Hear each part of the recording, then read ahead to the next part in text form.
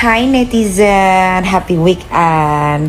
Karena gue lagi posting apa, komennya apa, sampai akhirnya ya udah gue tanggepin ya sekali aja. Selamat untuk Mbak Najwa Shihab, jurnalis yang selalu mengatasnamakan jurnalis kalau mau nyerang orang. Selamat atas awardnya. Tapi award itu dibikin dadakan untuk Mbak Nana. Tapi saya juga tetap harus bilang selamat. Walaupun Mbak Nana menang di stasiun TV MNC Group yang saya blacklist. Ingat ya, yang saya blacklist, bukan saya yang di blacklist. Berarti itu konspirasi kan, sengaja supaya seru aja gitu Indonesia. Abis dikomenin Nikita Mirzani, Najwa Shihab dapat award. Tidak jadi satu kebanggaan Nana lagi. Pengen juga kamu pidato panjang lebar di depan mic ditonton banyak orang. Kamu pasti bikinnya lama kan. Virus dusta itu kan banyaknya di kamu. Kamu itu udah bukan dusta lagi, tapi kamu itu udah tidak netral. Makanya program kamu di drop, di cut. Ingat ya, di drop, di cut itu berarti diberhentikan. Karena apa? Coba kamu pikir sendiri, kan kamu yang tahu kenapa program kamu di-cut dan akhirnya kamu beralih ke YouTube. Capek deh. Banana. Oi. Masukan dari saya ya, Banana Najwa Shihab yang smart, yang pinter, yang sekolahnya tinggi, yang programnya udah di-cut alias diberhentikan. Dengerin Nikita Mirzani, wanita huru-hara Asia Tenggara mau bicara. Kamu kalau mau ngomong jangan mengatasnamakan saya jurnalis. Tidak usah berlindung atas nama jurnalis. Kalau kamu bernyali, pakai aja nama pribadi kamu. Nggak usah ada embel-embel jurnalisnya. Selamatkan kami, aku, istriku, anakku, keluargaku dari api neraka ya Allah. Betapa kehidupan yang singkat, tapi di tengah hidup yang singkat ini banyak yang tidak sadar, sehingga azab yang dia terima lama, berkekalan, khalidina fiha abada, kekal selama-lamanya. Bisa saja seorang berbicara tapi dia tidak menilai dan memperhatikan perbicaraannya, mendapatkan kemurkaan Allah gara-gara perbicaraannya itu, dan masuk neraka 70 tahun.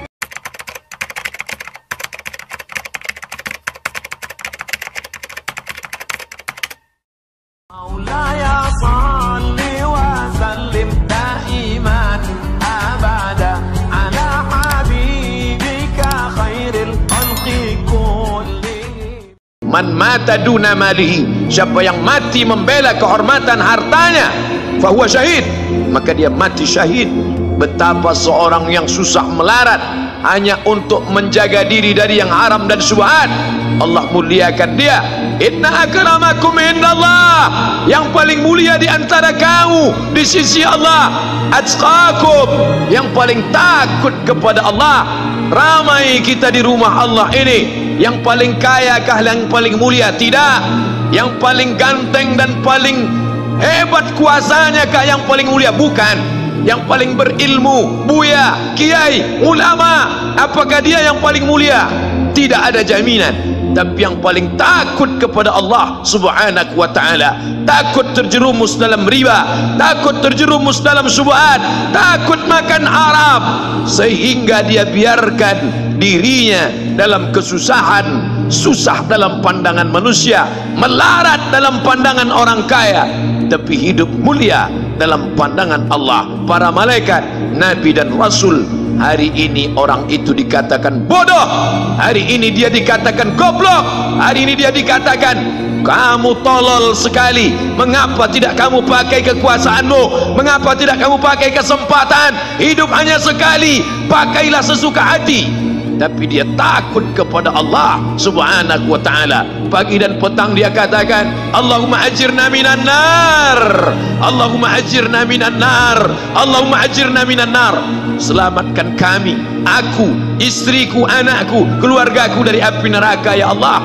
Betapa kehidupan yang singkat, tapi di tengah hidup yang singkat ini banyak yang tidak sadar, sehingga azab yang dia terima lama, berkekalan, khalidina fiha abada, kekal selama-lamanya. Kullama nadijat juluduhum, ketika kulit mereka gosong, hangus, terbakar, Badalna juludan ghairaha, kami ganti dengan kulit yang baru, hangus, gosong, terbakar, hitam, melepuh, menjadi arang. Dia diganti dengan kulit yang baru, liyadzuqul azab, supaya mereka merasakan sakitnya azab.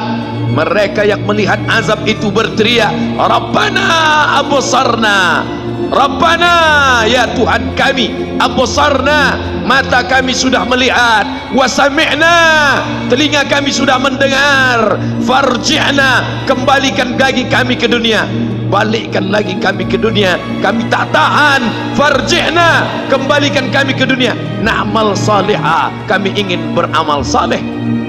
Penyesalan tak lagi bermakna.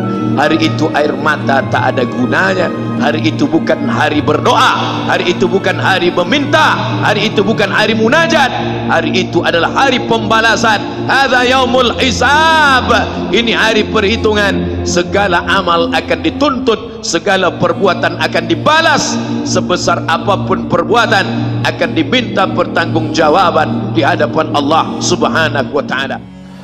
رب كلمة يقولها قائل لا يلقي لها بالا من سخط الله تهوي به في النار 70 خريفا. Bisa saja seorang berbicara tapi dia tidak menilai dan memperhatikan perbicaraannya, mendapatkan kemurkaan Allah gara-gara perbicaraannya itu, dan masuk neraka 70 tahun. Satu kata bisa membawa kita masuk neraka.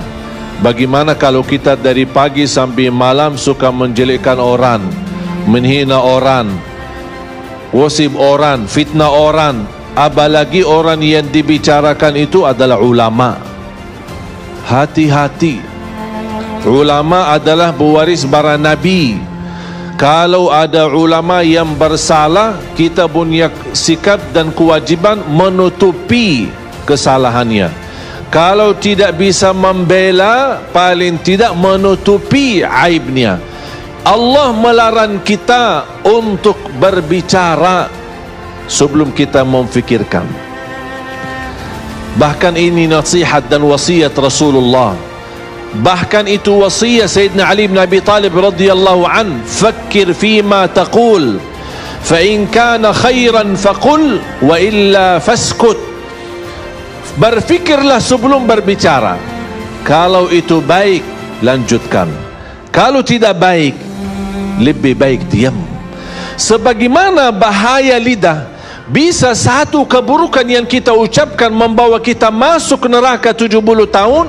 Tapi alhamdulillah sebaliknya, Allah memberikan dengan lidah yang ringan untuk bisa berzikir, amalan ibadah yang paling ringan, tapi di sisi Allah pahalanya paling besar.